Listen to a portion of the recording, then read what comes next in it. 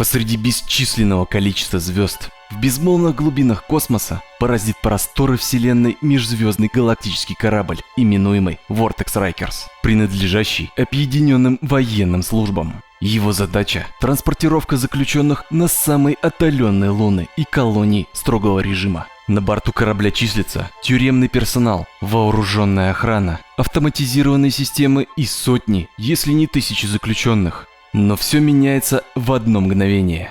Корабль неожиданно отклоняется от курса и попадает в гравитационное поле загадочной и неизведанной планеты под названием Напали, по составу во многом напоминающей Землю. Все попытки покинуть орбиту терпят неудачу. Планета словно живет по своим законам, принуждая все чужеродное опуститься на ее поверхность. Как будто на поверхности планеты установлен гравитационный луч, который притягивает к себе все объекты из космоса. Но самый главный вопрос – кому принадлежит это устройство? Избежать катастрофы практически невозможно. Vortex Rikers входит в атмосферу и терпит крушение. После столкновения с поверхностью планеты часть экипажа выживает, но совсем ненадолго. Практически сразу обломки корабля становятся целью атаки неизвестного противника. Смертоносная раса инопланетных захватчиков Скарджи без особых усилий проникает на судно и устраивает резню, не оставляя никому шансов на спасение. Оставшиеся выжившие гибнут один за другим.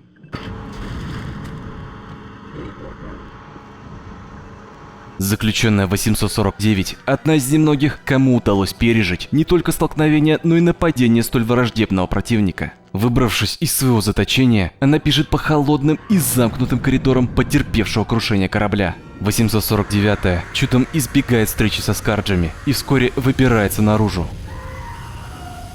Перед ее глазами впервые открывается планета Напали во всей ее пугающей красоте, завораживающей и живописные виды которой пока что не предвещают ничего плохого. Местная флора и фауна кажутся на первый взгляд весьма дружелюбными, но за прекрасными пейзажами скрываются древние тайны, порабощенная цивилизация и вооруженные до зубов противники. Героине предстоит выжить и найти выход из сложившейся ситуации, понять, что произошло с судном и почему местные обитатели стали рабами, досконально исследовать планету, а также столкнуться с самыми жестокими существами во Вселенной.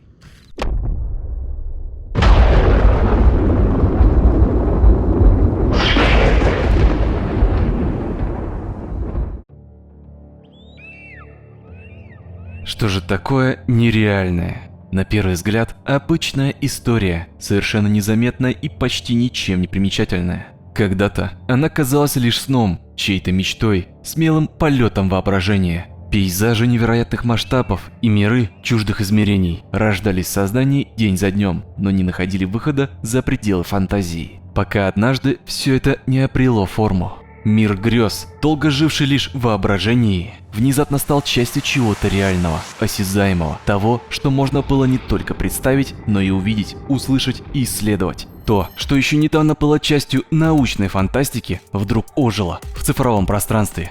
Игра, которая совершила гигантский скачок в развитии индустрии, перевернула представление о возможностях виртуального мира.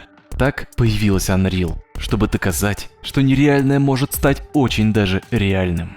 Это футуристичный шутер от первого лица, созданный на самой первой версии Unreal Engine и вышедший 22 мая 1998 года. Авторами Unreal выступили компании Digital Extremes и Epic Mega Games, которая в дальнейшем сократила свое название и убрала приставку Mega.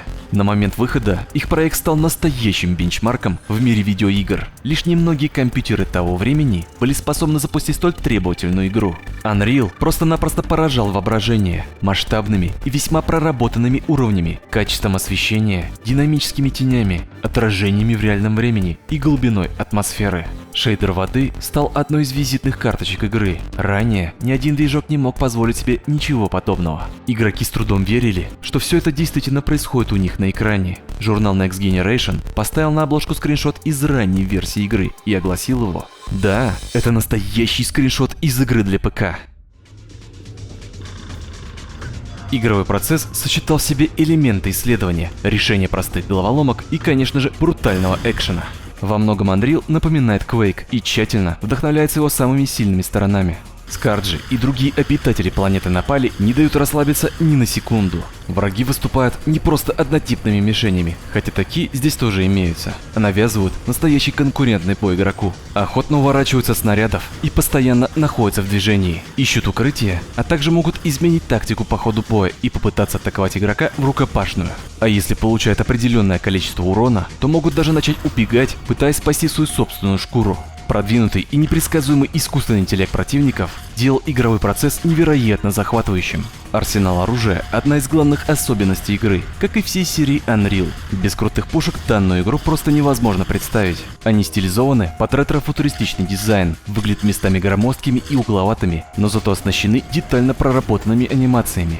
Присутствует как основной режим огня, так и второстепенный. Большинство пушек обладают прожектайлами, и лишь некоторые используют хитскан. Уничтожать противников по-настоящему весело, разрывая их буквально на куски мяса, которые разлетаются в разные стороны. Здесь игрок может крошить в капусту каждого встреченного им противника всеми возможными и наиболее изощренными способами. Во время сражения иногда уровень динамики зашкаливает, повсюду гремят взрывы и выстрелы. Настоящий ураганный экшен, где главное вовсе не обладать здоровенной пушкой, а умение маневрировать и ловко избегать вражеских снарядов. Противники достаточно живучие, крайне настойчивые, а если хочешь дать сдачи, то они прыгают в разные стороны, чтобы увернуться от любого попадания. Достаешь миниган и, подобно героям боевиков, расстреливаешь все, что только попадается на глаза. Совершенно неважно, живое оно или нет. Игрок отпускает курок только в двух случаях: он погиб или у него закончились патроны.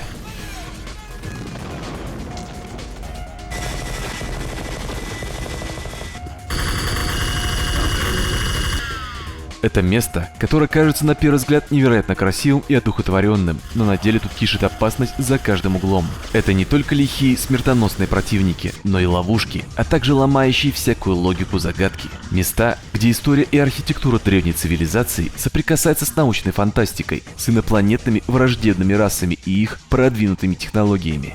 Это был брутальный, драйвовый и в то же время атмосферный боевик с достаточно умными и хитрыми противниками, оказавший огромное влияние на целое поколение игроков и разработчиков. В дальнейшем игра получила сюжетное дополнение, а также сиквел и множество ответвлений под видом Unreal Tournament, уйдя в сторону арена-шутеров, где навязала настоящую борьбу Quake 3 Arena за звание лучшего онлайн-шутера. Unreal вдохновил будущие проекты, в том числе серию Sam, где легко заметить заимствованные дизайнерские приемы, структуру уровней и элементы геймплея. Однако главное наследие игры не только ее стиль, а сам Unreal Engine. Именно с этой игры началась история одного из величайших игровых движков в индустрии. Во многом благодаря тому, что в игре присутствовал редактор под названием Unreal Editor с интуитивно понятным интерфейсом, который позволял как изменять уровни в игре на свой лад, так и создавать свои собственные. На момент выхода он был невероятно прорывным, ведь позволял создавать уровни в реальном времени, прямо внутри движка, с полным отображением освещения, текстур, теней и партиклей, а также позволял привязывать скрипты к объектам, прямо находясь в редакторе. Сейчас этими возможностями никого не удивишь, но в то время Unreal Editor просто не было равных. Это породило целую волну фанатских модификаций. Так люди впервые знакомились с движком. Сегодня Unreal Engine используется в тысячах проектов. От игр до кино, от визуальных эффектов до создания концепт-артов. Он стал универсальной платформой для разработчиков по всему миру. Любой желающий может скачать программу, начать изучать ее и создавать свои собственные миры. На данном движке вышли многие легендарные проекты и иконы жанров. Каким был бы мир игровой и киноиндустрии, если бы не была создана Unreal? Давайте узнаем, с чего все началось.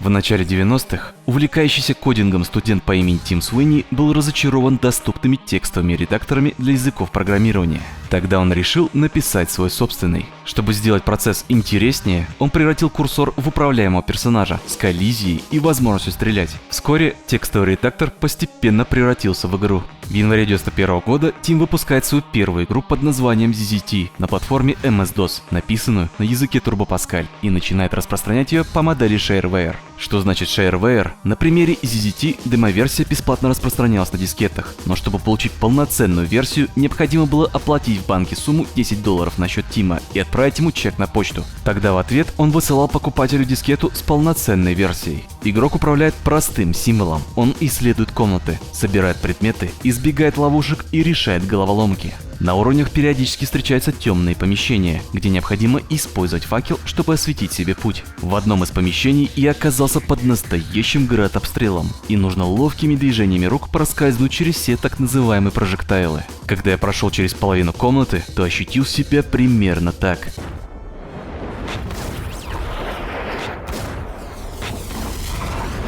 Но, к сожалению, добраться до конца так и не смог. Мой персонаж погиб и наступил гейм-овер. Главной особенностью ZZT был встроенный редактор, где любой желающий мог начать создавать свою собственную игру. Благодаря этому редактору были созданы тысячи игр, которые, что удивительно, выходят и по сей день. Именно этот редактор послужил прообразом Unreal Editor и в дальнейшем Unreal Engine. Благодаря ZZT я понял, что могу создавать не только игры, но и инструменты для их создания, и это было еще более захватывающе. После выхода первой игры Тим Суини основал компанию Epic Mega Games, и в последующие годы штат команды разработчиков постепенно увеличивался. Выходили новые 2D игры, что помогали компании держаться на плаву, но амбиции начинающих разработчиков были куда шире. Тим познакомился с будущими главными авторами Unreal, а именно с Марком Рейном, Клиффом Ближински и Джеймсом Шмальцем. Наступала эпоха 3D игр. Тогда разработчики решили, что будут делать свой следующий проект в полном 3D окружении и напишут свой собственный движок. Тим Суини взял на себя основную техническую работу над Unreal Engine. Он занимался созданием скриптов и лично написал ядро движка, включая систему рендеринга, а это поддержка OpenGL, Direct3D и Glide. А также он создал встроенный редактор уровней Unreal Editor. В общем, на его плечах было все, что связано с программированием. Джеймс Шмальц, основатель Digital Extremes, стал одним из инициаторов проекта. Именно он предложил идею создания 3D-шутера нового поколения и разработал базовую концепцию игры. Его команда отвечала за уровни, врагов, текстуры, визуальные эффекты и звук. Впоследствии Digital Extremes прославится игрой Warframe, но началась их история именно с Unreal. Марк Рейн – это продюсер и предприниматель, который ранее работал в id Software и участвовал в продвижении Doom. В 1995 году он присоединился к Epic Mega Games и занимался уже продвижением Unreal в прессе, вел переговоры с издателями, заключал сделки по продаже прав на использование движка. Его основная задача была рекламировать игру. Клифф Ближински пришел в Epic Mega Games совсем юным, в возрасте всего 17 лет. Его первым успехом стал платформер Just Jackrabbit, вышедший в 1994 году, который в то время стал настоящим хитом и принес Epic первые внушительные доходы. Главный герой игры создавался как маскот, способный соперничать с самим Соником, но только на ПК. В отличие от Соника, он умел не только быстро бегать, но еще и стрелять.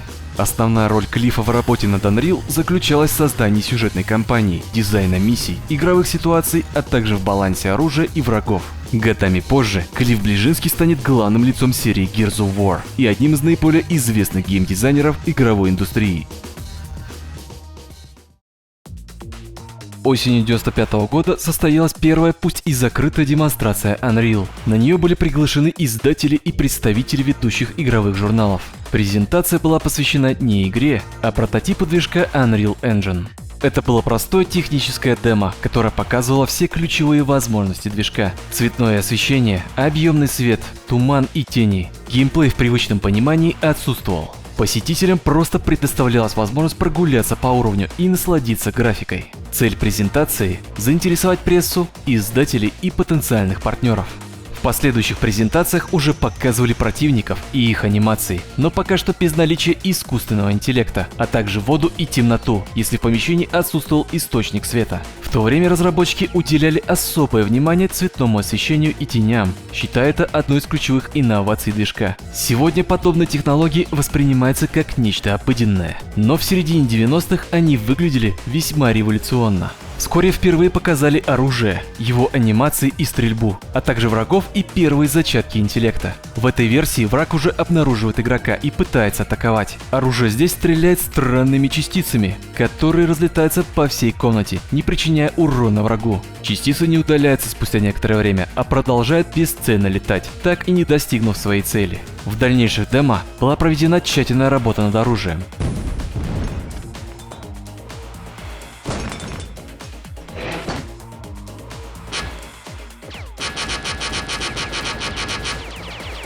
В бета-версии были показаны порталы, которые давали игроку возможность перемещаться между локациями. Почему именно бета? Ведь здесь уже присутствует практически полноценная игра и множество уровней и сюжетной кампании. Загружаются они через консоль. Необходимо ввести команду Open и название интересующего уровня. Локации по сравнению с финальной версией имеют как геймплейные, так и визуальные отличия. Большинство противников уже умеют уворачиваться, охотно дают сдачи и даже убегают. Но некоторые из них все еще полны ошибок. Например, это вырезанный враг из игры, но он по каким-то причинам присутствует в бета-версии. Здесь он ведет себя весьма странно и просто телепортируется по всей локации. В дальнейшем он вернется только в дополнении.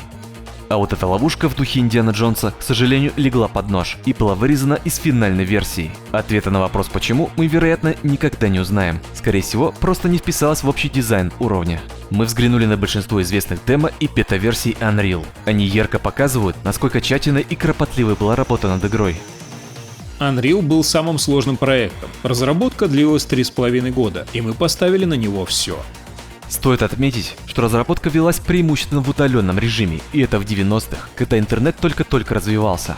Эта игра стала одной из первых, если не первой, которая была разработана удаленно. Большинство участников ранее не выпускали игры. Мы учились прямо на ходу. У нас был определенный цикл. Мы выпускали новые версии каждый день и отправляли их художникам. Они улучшали уровни, а мы улучшали инструменты. Издания и пресса писали хвалебные отзывы, часто даже называли Unreal убийцей Quake. А предприниматель Марк Рейн только подливал масло в огонь, называя игру технологическим прорывом и революционным 3D-шутером. Epic показали часть локаций, и они действительно потрясающие, полностью проработанные миры, гораздо более сложные, чем подземелья в Quake или города в Duke Nukem. Если Epic реализует все, что мы видели, Unreal станет не просто убийцей Quake, а откроет новую эру в ПК-гейминге.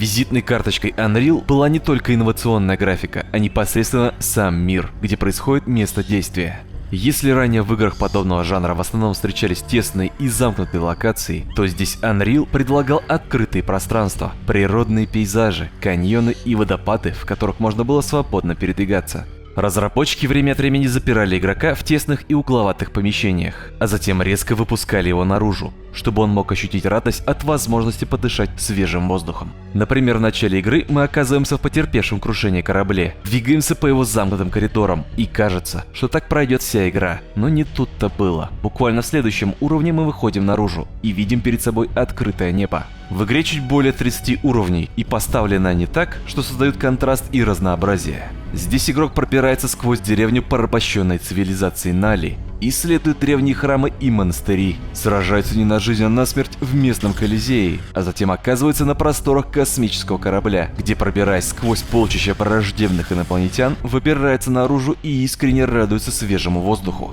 Игра регулярно меняет обстановку и настроение, причем делает она это настолько часто, что порой игрок даже и не догадывается, где окажется в следующий раз. Тут за ним буквально прилетает небесный лифт, который подпирает его и поднимает прямо в небо, и уже мгновением позже он оказывается на воздушных уровнях, которые очень похожи на воздушные замки. Unreal была одной из первых игр с динамическим освещением, причем использовалось оно не только как украшение, но и как инструмент для навигации. Синие тона означают, что мы находимся в помещении, где есть вода. Зачастую это пространственные и глубоководные пещеры, которые не только невообразимо красивы, но и полны своих секретов.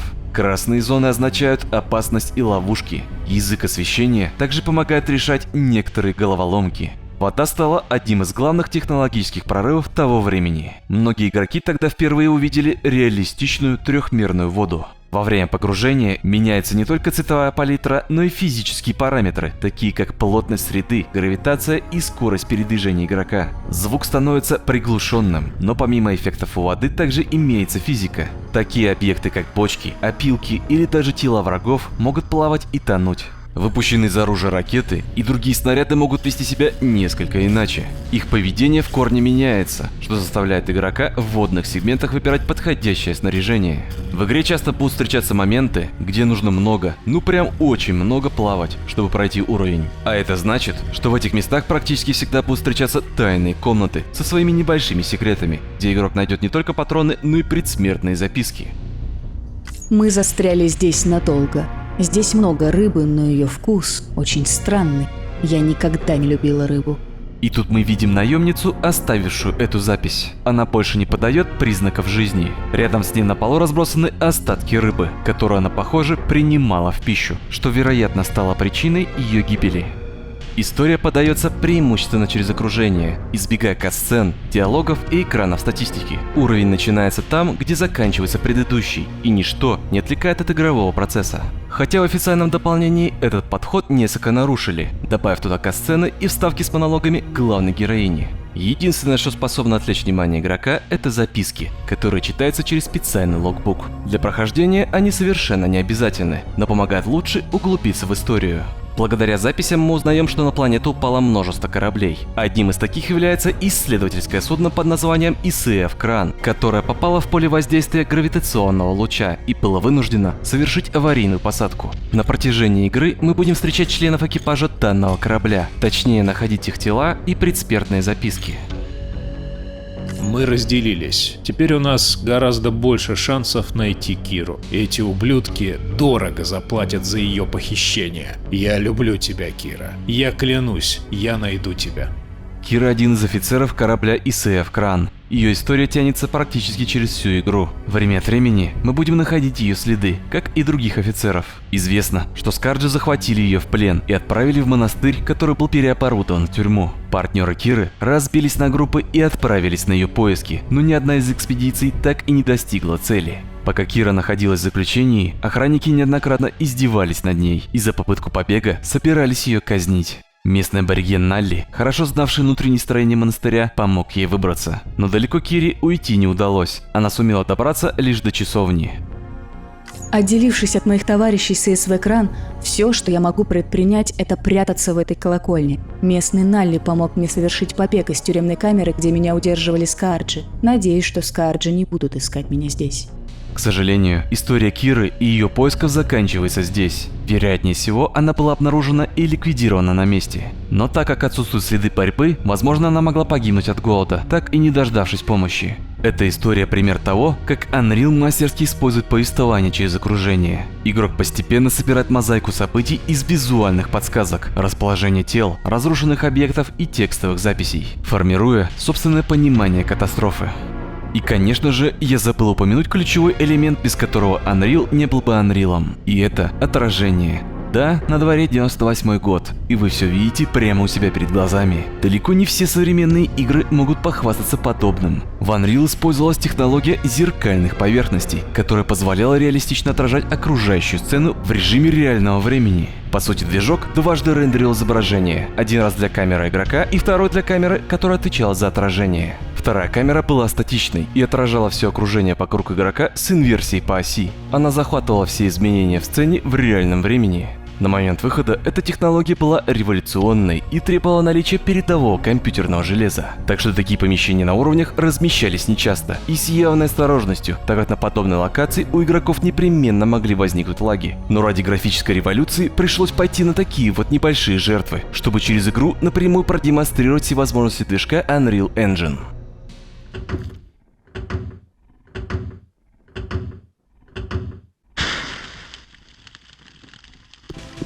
Временами разработчики играются с настроением и меняют жанр игры в сторону хоррора, стараясь вызвать у игрока дискомфорт. Также не стоит забывать, что разработчики явно вдохновлялись культовыми научно-фантастическими картинами, такими как «Чужие». Бывали отдельные сегменты, где я ловил себя на мысли, что будто нахожусь в комплексе Надежда Хадли. И тут меня буквально запирают в коридоре, который необходимо оборонять и удерживать всеми возможными способами.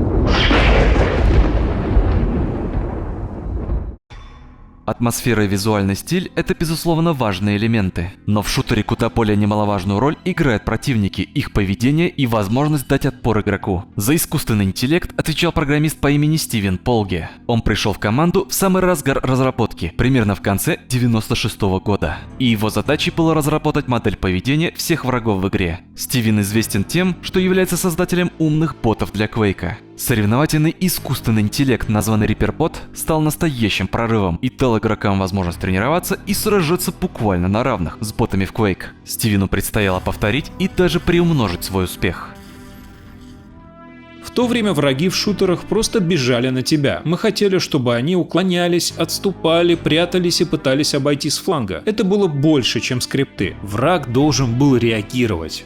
Главными противниками в игре выступают скарджи. Это раса инопланетных захватчиков, которые порабощают целые планеты. Их цели и задачи – это добыча полезных ресурсов, установление господства и подчинение слабых. Все, кто пытается оказать им сопротивление, подлежат немедленному уничтожению. Это воины со своей иерархией, которые выглядят как двухметровые рептилоидоподобные гуманоиды с ярко выраженной мускулатурой и когтистыми лапами. Они сочетают в себе брутальную силу и высокотехнологичное оружие. Обладают космическими кораблями, техникой по добыче ресурсов и генетическими лабораториями. Являются самыми опасными рядовыми противниками, очень мобильны и хитры, уворачиваются от снарядов и застают игрока врасплох.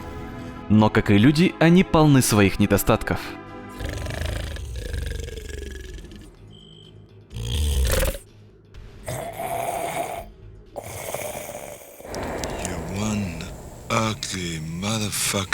Интересно, какие снятся скарджам сны.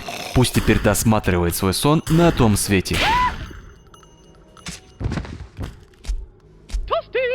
Как известно, скарджи командуют и другими расами. К ним присоединились бруты и кралы, каждый из которых выполняет свою определенную роль. Например, бруты – это в основном охранники и грубая сила, а кралы являются вассалами и солдатами. Бруты – это здоровые и массивные противники, вооруженные ракетницами. Они достаточно медлительные и неповоротливые. Уровень интеллекта низкий. Грубая сила, выполняющая любой приказ свыше без каких-либо колебаний. При получении определенного количества урона впадают в ярость, ускоряются и стремятся атаковать игрока в рукопашную. Согласно бета-версиям, бруты – это одни из самых первых противников, которые были продемонстрированы на движке Unreal Engine. Хотелось бы отметить, что после смерти над телами брутов, как и над другими противниками, начинают летать мухи. Это малозначительная, но все же приятная деталь, которая добавляет глубины проработки окружающего мира. Кралы – это солдаты, примкнувшие на верность скарджам. Находятся рангом выше, чем бруты. Выглядят как ящероподобные гуманоиды. Их основным оружием является посох, который используется как бластер, стреляющий лазерными снарядами. Но помимо этого, их посох служит смертоносным орудием ближнего боя, которым кралы владеют в совершенстве. Они куда быстрее брутов, активно меняют позицию и с радостью пропишут целую комбинацию ударов при сближении с игроком. Крайне упрямые и жестокие, что, получив смертельные ранения, продолжают сражаться лежа на полу. А еще они любят азартные игры. Ну просто обожают. Если станет вопрос, дать леща игроку или сыграть партийку-другую, кинув пару кубиков, то они с радостью выперут второе. Вероятно, даже сами скарджи бессильны перед их азартом.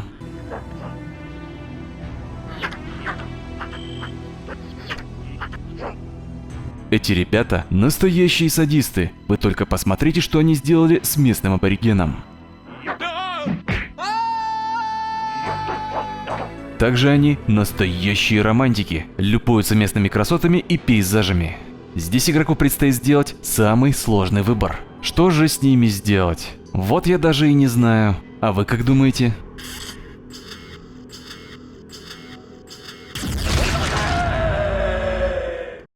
Присутствуют разные представители флоры и фауны. Большинство из них агрессивно настроены по отношению к игроку и готовы всем скопом напасть без всякой на то причины. Поначалу будут встречаться неподвижные цели, чтобы игроку было проще привыкнуть к местной механике стрельбы. Это так называемые враги турели. Со временем сложность увеличивается, и появляются уже подвижные цели, одной из которых является вот это странное парящее в воздухе существо, именуемое газбак, что переводится как газовый баллон. Своим поведением чем-то напоминает как демонов из Doom. Как правило, они поднимаются высоко и обстреливают игрока фаерболами. Что примечательно, если он окажется близко, то попытается ударить игрока своими маленькими ручонками. Это достаточно редкая анимация, и увидеть ее без использования читов практически нереально. Также присутствуют вырезанные из оригинальной игры, но вернувшиеся в дополнение вот такие вот динозаврики, внешне напоминающие компсогнатов.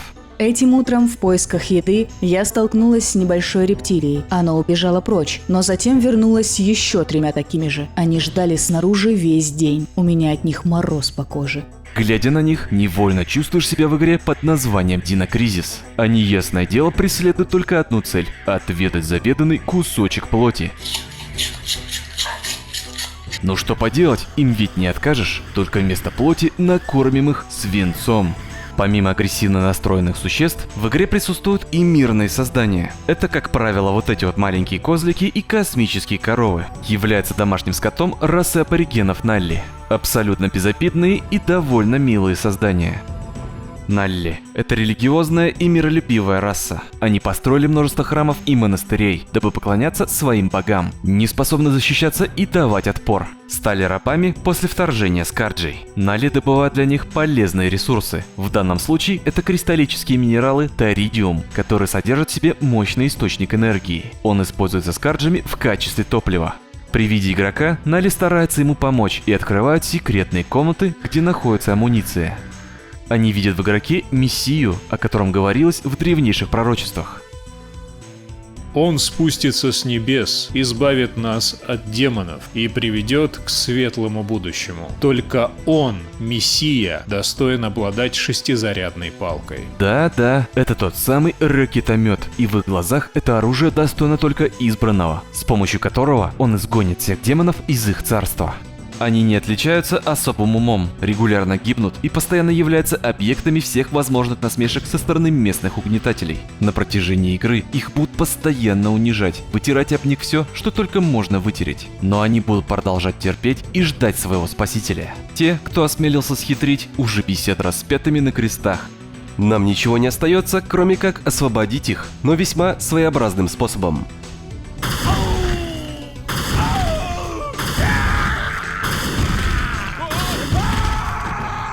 Эти ребята не только не плещут умом, но и любят медитировать, используя левитацию. Иногда это приводит к весьма странным и забавным ситуациям. Например, этот Налли помог мне перебраться через реку на плоту. Пока мы плыли, он во время движения по реке зачем-то начал левитировать. И нетрудно догадаться, что произошло дальше.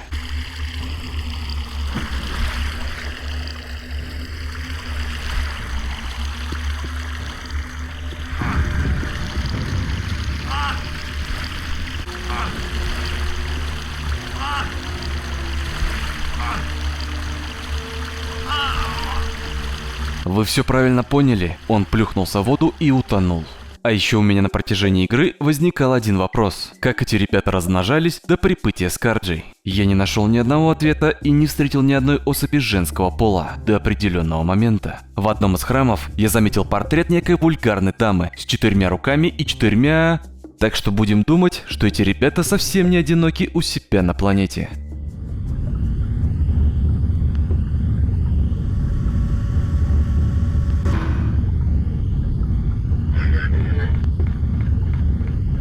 На планете присутствует третий игрок в конфликте, который не имеет никакого отношения ни к Скарджам, ни ко всему происходящему. Это раса наемников. Про них известно совсем немного. Их корабль был притянут гравитационным лучом, и оказались они здесь явно не по своей воле. Встречаются всего на нескольких уровнях, как в оригинальной игре, так и в дополнении. Игроку предстоит пробраться через корабль наемников, и не похоже, что они собираются оказать ему теплый прием. Они готовы обрушить на игрока весь свой гнев, обстреляв его свинцом и ракетами. Наемники – высокоразвитая раса инопланетян, с которыми Скарджи, вероятно, побоялись вступить в открытый конфликт. Хотя некоторые из наемников все же попали в плен Скарджам. Их внешний облик явно вдохновлен хищником, что разработчики, похоже, совершенно не скрывают. На голове аналогично хищнику имеется шлем. Броня выполнена в футуристичном и биомеханическом дизайне. Также они задействуют камуфляж. Но если хищник его использует, чтобы стать невидимым, то они используют его для того, чтобы стать неуязвимыми. Ну а об их внимательности можно слагать легенды. В этом сегменте я обстреливал противника издали. И все бы ничего, если бы буквально в нескольких метрах от меня не стоял его партнер, который просто игнорировал мое существование. Как же так получилось, мой дорогой друг? Ты просто стоишь и смотришь, любуешься красотами природы, а твои товарищи один за другим уходят на тот свет. У меня снова возникла дилемма, что же с тобой сделать? Настало время устроить голосование. Давайте выберем, какой же вариант расправы самый лучший.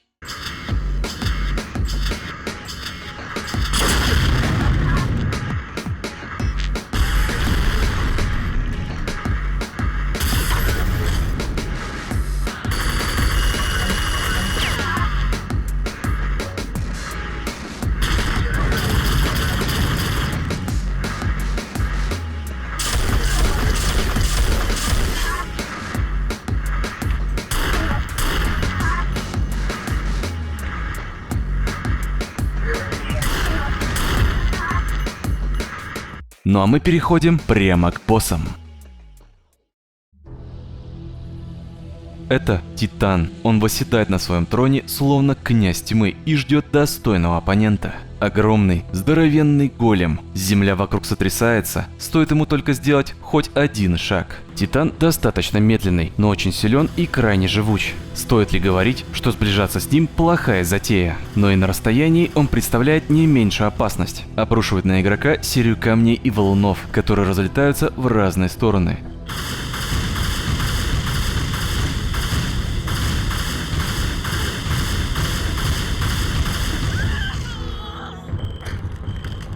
Компанию Титану составит король летающих газовых мешков. Появляется всего единожды ближе к концу игры, прямо на самом верхнем этаже средневекового замка. Не представляет достаточной угрозы, ведь является всего лишь увеличенной и усиленной версией обычного газбага.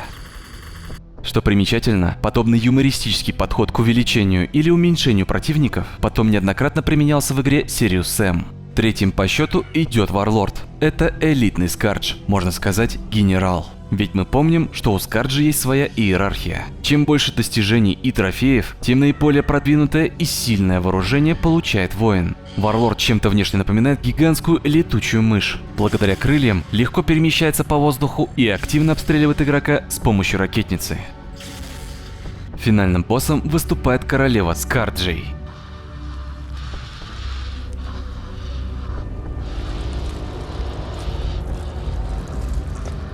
Ее появление дает ответ на вопрос, как появляются Скарджи.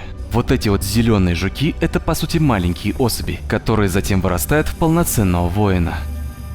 Королева обстреливает игрока энергетическими импульсами, а также активно использует маскировку и становится абсолютно невидимой. Но что хуже, она телепортируется и зачастую оказывается прямо у игрока за спиной. Само появление королевы вызывает настоящий ужас и восторг одновременно. Здесь игроку потребуются все силы и оружие, чтобы выжить и сбежать с этой планеты.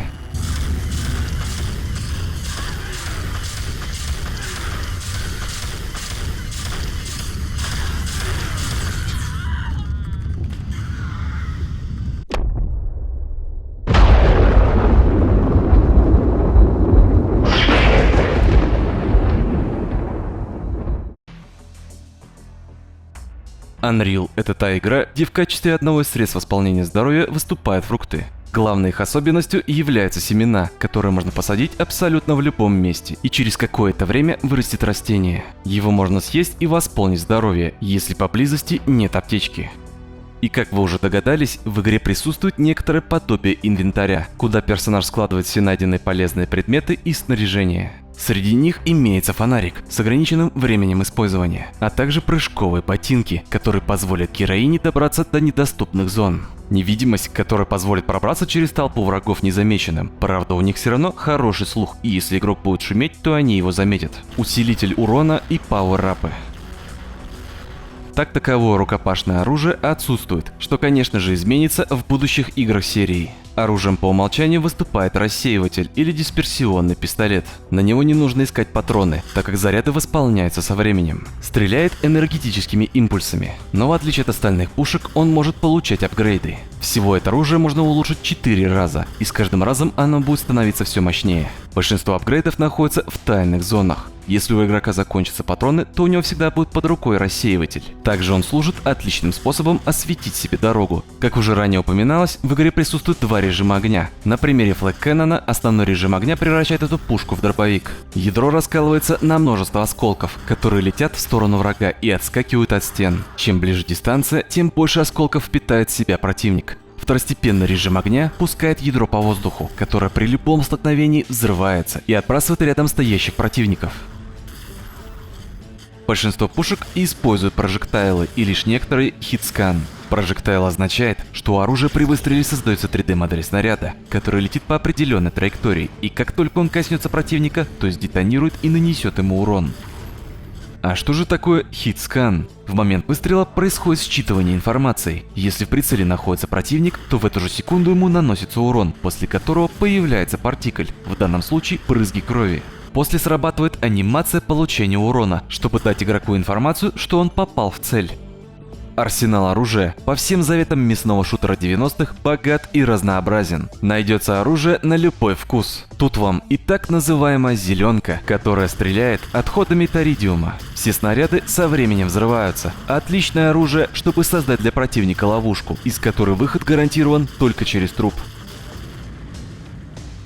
Любимцы фанатов серии Ракетомет и Флэг Кэннон, который многим наиболее известен как Зенитка. Эти пушки призваны создавать настоящий кровавый коктейль из монстретины.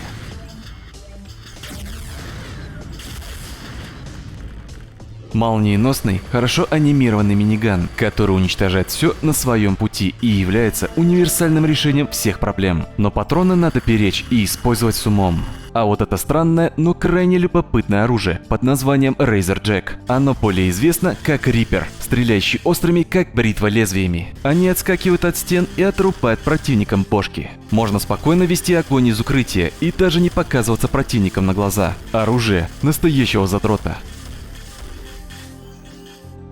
Таковым является и шоковое ружье. Давайте разберемся, как оно работает. В момент выстрела создается небольшой взрыв, после которого появляются синие волны. Основной огонь использует метод хитскана, но с 2D-эффектами, которые его аккуратненько так маскируют. После попадания противника слегка отталкивает и отбрасывает в сторону, но у данной пушки есть и альтернативный огонь. И вот он уже использует прожектайлы. Создается энергетическая сфера, которая летит в сторону противника и при соприкосновении с ним взрывается. Что самое интересное, если выстрелить в этот шар основным огнем, то произойдет нечто потрясающее. Но посреди всего этого разнообразия присутствует одна вырезанная пушка. Модели скрипты остались в файлах игры в нерабочем состоянии. Лишь усилиями фанатов этот дробовик был воскрешен. Его название Quad Shot, что подразумевает четырехстволку. Во многом дублирует Флэг Кэннон и, вероятно, по этой причине был удален. Эффективен только на ближней дистанции. Необходимо подходить практически в упор, ибо разброс дроби достаточно широкий и при этом крайне рандомный. Чем-то это все дело напоминает один известный горе-дробовик, хотя лично мне он всегда нравился. Вызвать квадшот можно с помощью консольной команды. Для начала нужно обновить игру фанатским патчем 227, который можно скачать с сайта Old Unreal. Далее во время игры открываете консоль и вбиваете Summon Quadshot, после чего перед вами появится его моделька. Подбираете и наслаждаетесь заброшенной реликвией.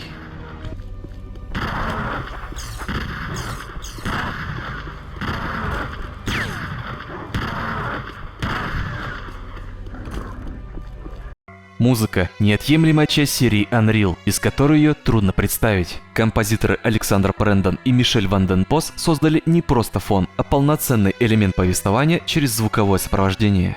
Окружающий мир словно сливается воедино под этнические мотивы, которые содержат в себе дух и настроение происходящего. Они побуждают игрока не спешить, а исследовать мир, любоваться пейзажами и атмосферой чужеродной планеты. Этнические эмбиенты органично сочетаются с электронной музыкой в жанрах техно, драм-н-бейс и брейкбит. В зависимости от ситуации, музыка плавно переходит от спокойных звуков к энергичным ритмам. Вступая в бой, игрок ощущает резкую смену настроения.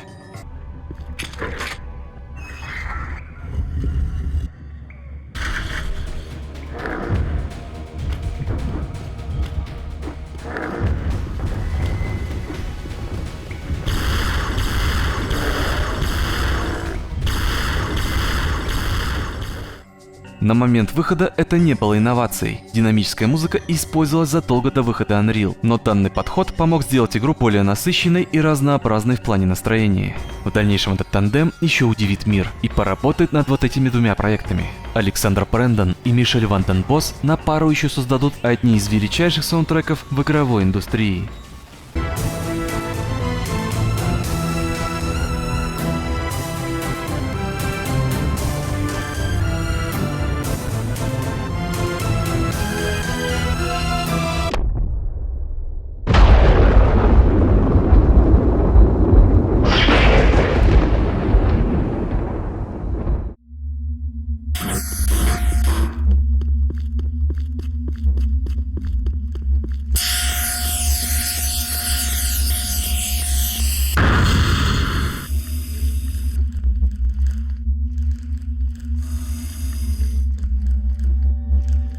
Столкнувшись лицом к лицу с королевой Скарджей, 849-й ничего не остается, кроме как бросить все силы, чтобы дать ей отпор и уничтожить истинное зло, поработившее целую планету. Потустороннее существо, не знающее ни жалости, ни пощады, словно сама бездна окутывает ее обитель, в которой нет места свету.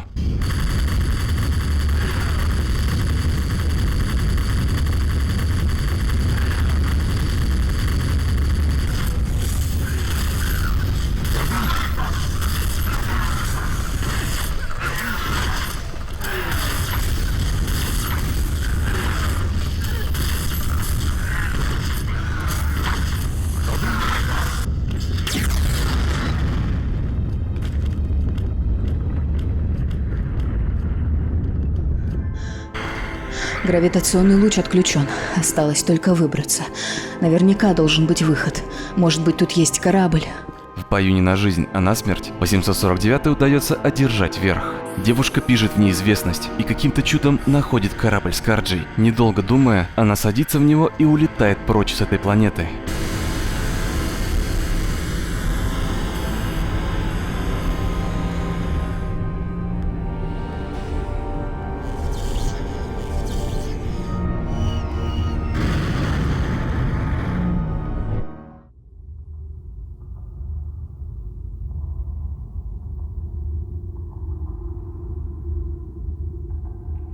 Бесчисленное количество звезд вновь встречает ее на просторах космоса. Кажется, что все позади, но все трудности ждут ее еще впереди. В корабле совсем не осталось топлива, а это значит, что он не сможет совершить гиперпрыжок. 849-я оказывается на орбите планеты, в дрейфующем состоянии. Довольно быстро сюда прилетает крейсер Объединенных военных сил, и казалось бы, вот оно спасение. Но представители ОВС не спешат помогать беглой заключенной. Они предлагают сделку, либо ее выбросят в космос, либо она вернется на планету и добудет для них сверхсекретные данные.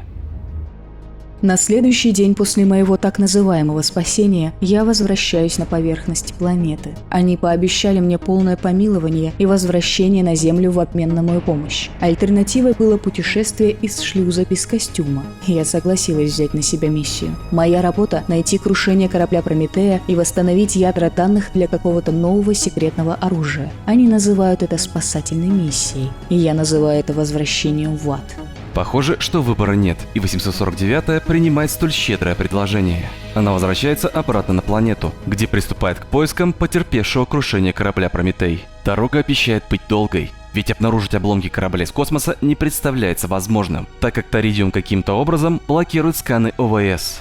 Пройдя через крутые скалы и пещеры, заброшенные города и поселения, храмы и монастыри, 849-я все же находит корабль и вскоре проникает внутрь. На Прометее творится настоящая анархия. Судно буквально разломали пополам. В замкнутых помещениях невероятно холодно. В живых никого не осталось, а нижние уровни затоплены водой. Обыскав все вдоль и поперек, она таки находит образец и следом отправляет координаты ОВС. Военный не заставляет себя долго ждать и принимает решение устранить свидетельницу, которая увидела данные о сверхсекретном оружии. Меня предали. Почему это меня не удивляет? Я должна была знать, чего ожидать от этих ублюдков. После предательства героиня начала опускать руки и практически сдалась. Мысль, что она застряла тут навсегда, не давала ей сосредоточиться. Но вскоре она поняла, что где-то неподалеку военные оставили свой шаттл, и ей ничего не остается, кроме как отыскать его. На ее пути встретятся всевозможные опасности и ловушки, непреодолимые индустриальные лабиринты и препятствия. Все вокруг будет ломаться и взрываться, покуда она идет и оставляет после себя след из 1000 трупов. Никто из заклятых врагов не останется в стороне, и каждый посчитает своим долгом помешать ей. Поиски приведут ее на завод по переработке торидиума, где станет известно, что военные оставили свой шаттл в крепости. Добравшись до замка, 849-я обнаруживает только одних скарджей, которые очевидно перебили всех неподготовленных вояк, чем, конечно же, упростили ей задачу. Собрав последние имеющиеся силы, действуя буквально на поводу своих инстинктов выживания, 849-я дает последний бой скарджам и находит заветный шаттл.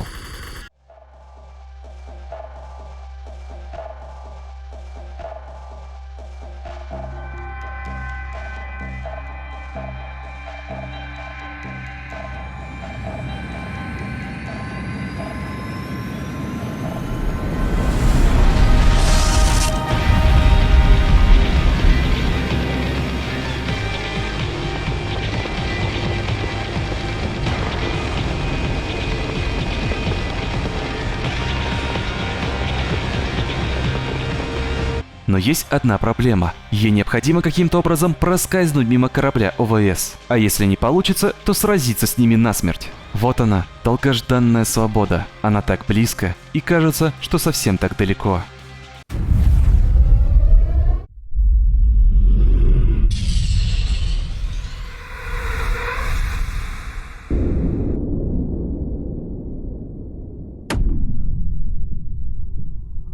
Каким-то чудом ей удалось перехитрить ОВС и подбить корабль их же самонаводящейся ракетой. Но вопрос в другом. Что же теперь будет дальше? Какая же шутка. Шансы не очень велики, но у шаттла есть гипердвигатель. Если мне очень повезет, я смогу добраться до ближайшей колонии. Какая у меня есть альтернатива? Остаться на планете? Я лучше попытаю свое счастье в космосе. Ее дальнейшая судьба остается неизвестной, как и всей серии Unreal на данный момент.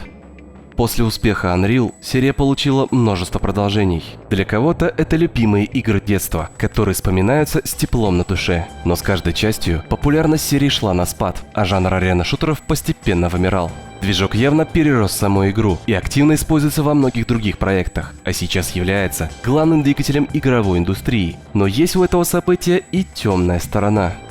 В 2022 году из площадки Epic Games, как и из Steam, были удалены все игры серии. Некоторые из них разместили в интернет-архиве, что наводит на определенные мысли. Если однажды игра попадает в интернет-архив, то скорее всего это уже история.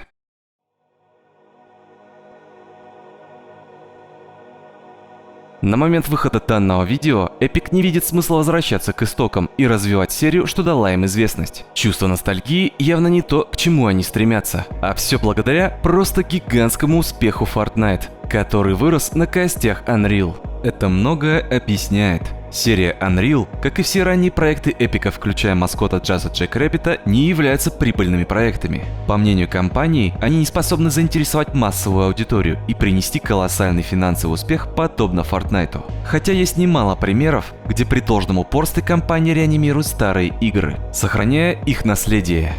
Фактически, серия Unreal мертва, но ее наследие по-прежнему живет в лице движка Unreal Engine, как и в сердцах фанатов серии, которые несут этот гроб уже на своих плечах. Усилиями фанатов долгие годы создается ремастер Unreal, который находится на финальной стадии разработки, и выглядит он просто потрясающе.